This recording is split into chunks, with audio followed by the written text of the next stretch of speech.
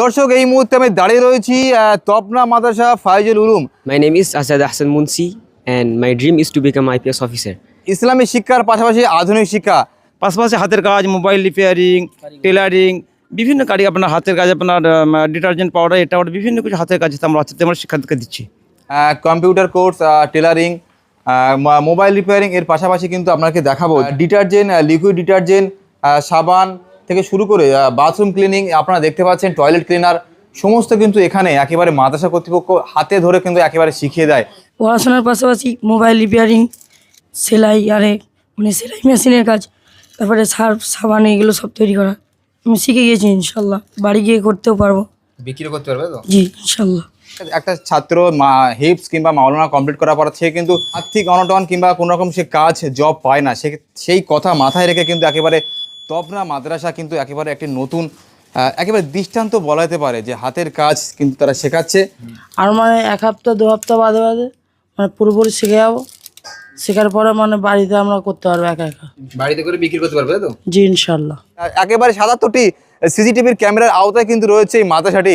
এখানে বাচ্চাদেরকে ভবিষ্যতের কথা মাথায় রেখে নিজের পায়ে দাঁড়াতে স্বাবলম্বী হতে কিন্তু একেবারে মাদ্রাসা যথেষ্ট তাদের পাশে রয়েছে।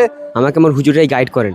They help me a lot to become and they inspire me to become IPS officer. বাচ্চাদেরকে যেমন ভালো ভালো আমরা হাফেজ বানিয়েছি, এর আগে অত্যাধিক ছোট বাচ্চা বয়সে হাফেজ হওয়ার জন্য মুখ্যমন্ত্রী বাচ্চাদের হাতে গোল্ড তুলে দিয়েছিলেন। ওই বাচ্চারা আজকে নিটে বসছে, দোয়া করুন বাচ্চারা যাতে নিটে চান্স পেয়ে যায়। মুখ্যমন্ত্রীর হাত দিয়ে গোল্ড মেডেলিস্ট হয়েছে আর কি, হিপ সম্পন্ন করার জন্য 7 বছর বয়সে। আসসালামু আলাইকুম, মাই নেম ইজ শেখ আজমাইন হক, আই স্টুডেন্ট অফ তপনা মাদ্রাসা ফাইজুল উলুম। আমার হিপ সম্পন্ন হতে 1 বছর লেগেছে। 8 বছর বয়সে হিপ সম্পন্ন কত করেছি। সময় লাগলো? 1 বছর 4 মাস। একেবারে আপনার দেখাবো যে যারা স্টুডেন্ট মাদ্রাসার ছাত্র যারা অসুস্থতার কথা মাথায় রেখে কিন্তু মূলত যে মেডিকেল রুমের এখান থেকে সুব্যবস্থা এখানে রেখেছে বাচ্চাদের কথা মাথায় রেখে শীতকালে যে গরম পানির ব্যবস্থা কিন্তু এখানে রয়েছে।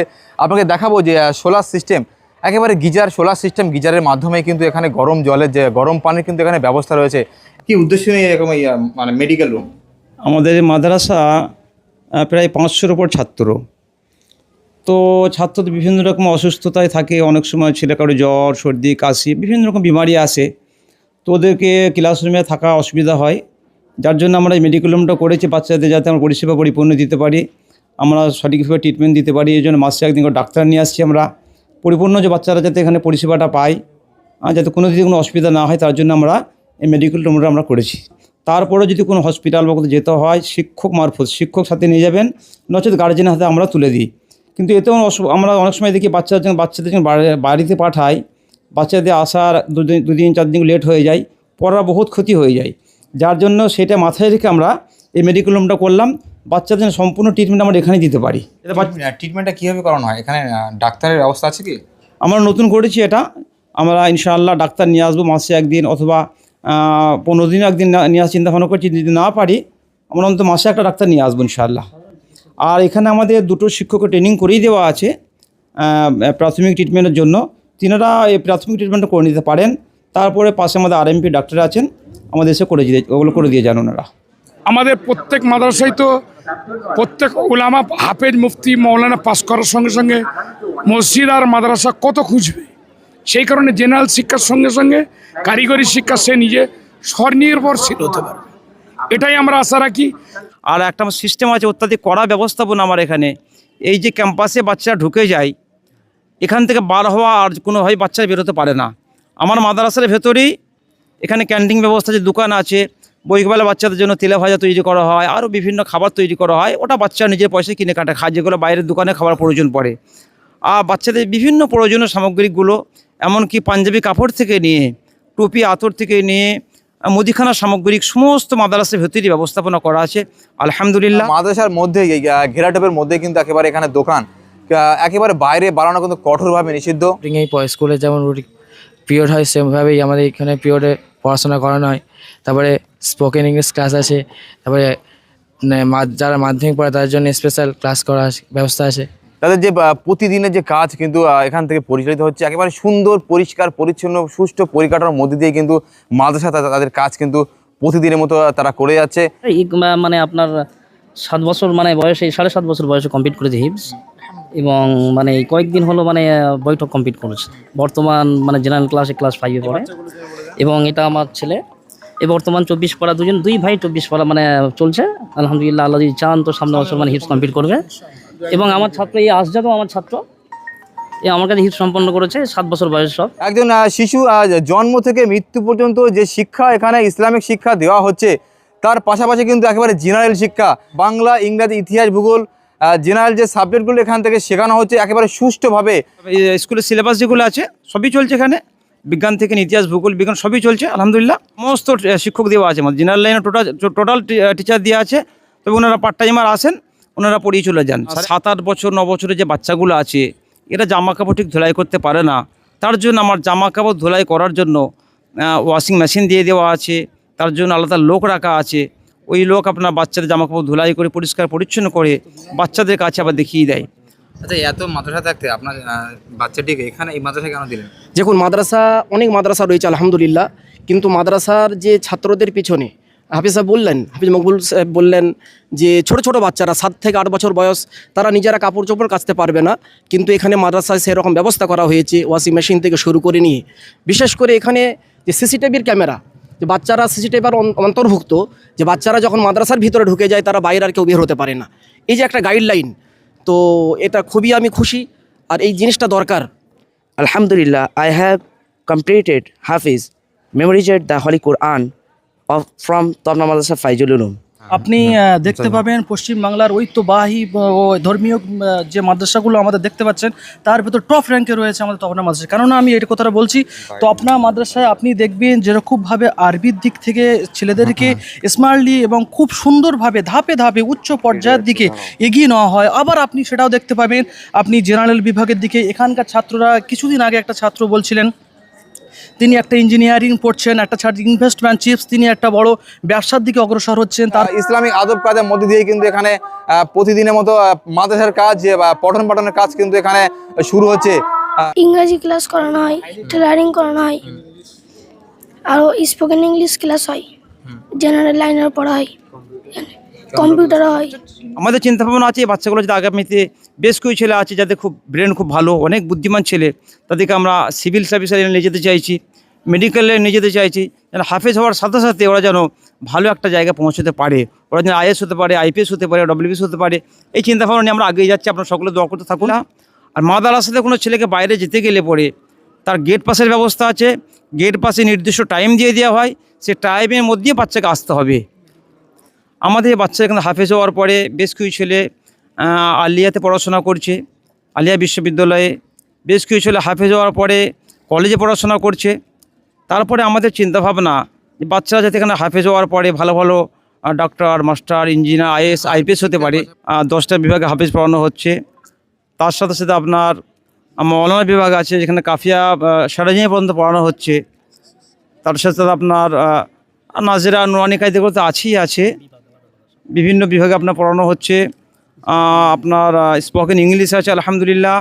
রাবেতা বোর্ড যে আমাদের all West Bengal Rabeta board আছে, এটা অল ইন্ডিয়া বিশেষ রাবেতা বোর্ডের সাথে আমাদের যুক্ত আলহামদুলিল্লাহ মাদ্রাসা।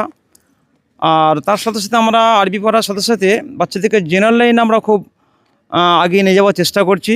বাচ্চাদের এখান থেকে আপনার 5 থেকে নিয়ে HS পর্যন্ত পড়াচ্ছি। বাচ্চাদেরকে আমরা স্কুলের সাথে আমরা হাই মাদ্রাসার সাথে আমরা টাইপ করে রেখেছি। বাচ্চাদের 5-এ ভর্তি করছি। ভর্তি করার পর এখান থেকে HS পর্যন্ত যথেষ্ট গুরুত্ব সহ বাচ্চাদের পড়া। আগামী 2027-এ আমাদের 50 বছর পূর্তি হবে। আর এই মাদ্রাসা ঐতিহাসিক এই কারণে বলবো, অন্যান্য জেলা অনেক বহু মাদ্রাসা আছে, এই মাদ্রাসা আমরা প্রথম তো মাদ্রাসার সঙ্গে সঙ্গে স্কুল সিলেবাসের HS পর্যন্ত আমরা এই সিলেবাস রেখেছি। সেই কারণে পশ্চিমবাংলা একটা আলোড়ন সৃষ্টি হয়েছে, যেখানে অ্যারাবিকের সঙ্গে সঙ্গেই স্কুল সিলেবাস খুব কম মাদ্রাসা আছে, যেখানে আমাদের তপনা মাদ্রাসা ফাইজুল উলুম একটা প্রতিষ্ঠিত মাদ্রাসা। আমরা আজ 15 বছর মাদ্রাসার সঙ্গে অ্যারাবিকের সঙ্গে অটোমেটিকলি স্কুল শিক্ষা আমরা পরিষ্কার করছি। তার সঙ্গে সঙ্গে আমরা কারিগরি শিক্ষা, মোবাইল রিপেয়ারিং, ডিটারজেন্ট তৈরি এবং টেলারিং, কাটিং এবং সেলাই, এই যে কারিগরি শিক্ষা, এটা আমার মনে হয় পশ্চিমবাংলায় কোনো মাদ্রাসায় আছে কি না, খুব কম। আর বিভিন্ন আপনার যে সমস্ত বাচ্চাগুলো আছে, আমার শিক্ষকরা নিজের সন্তানের মতো দেখভাল করেন, নিজের ভাইয়ের মতো দেখভাল করেন, বাচ্চাদেরকে সেবা আদর স্নেহ দিয়ে পড়াশোনা করান। আর আমার যে আপনার সিকিউরিটি ব্যবস্থা আলহামদুলিল্লাহ, সবসময় গেটে আমার দুজন দরওয়ান থাকেন। একজন যদি বাড়িও যেয়ে থাকেন তো আরেকজন সঙ্গে সঙ্গে সেখানে বসে যান। আপনার উলবেড়িয়া আসতে হবে যে কোনোভাবে, উলবেড়িয়াতে মানুষ চেনে, হাওড়া থেকে উলবেড়িয়া এসে গেলেন, আসার পরে আপনার ওইখান থেকে নিয়ে ধুলুসিমেলা স্টপেজ, এটা আপনার বাস পথ আছে, বাস অটো টোটো যে কোনো কিছু ধরে ধুলুসিমেলা নেমে যাকে জিজ্ঞাসা করবেন যে তপনা মাদ্রাসা যাব, ওইখান থেকে 5 মিনিট হাঁটা পথ, 4 থেকে 5 মিনিট হাঁটতে হবে। হাঁটলে পরে তপনা মাদ্রাসা ফাইজুল উলুম চলে আসতে পারবে আলহামদুলিল্লাহ।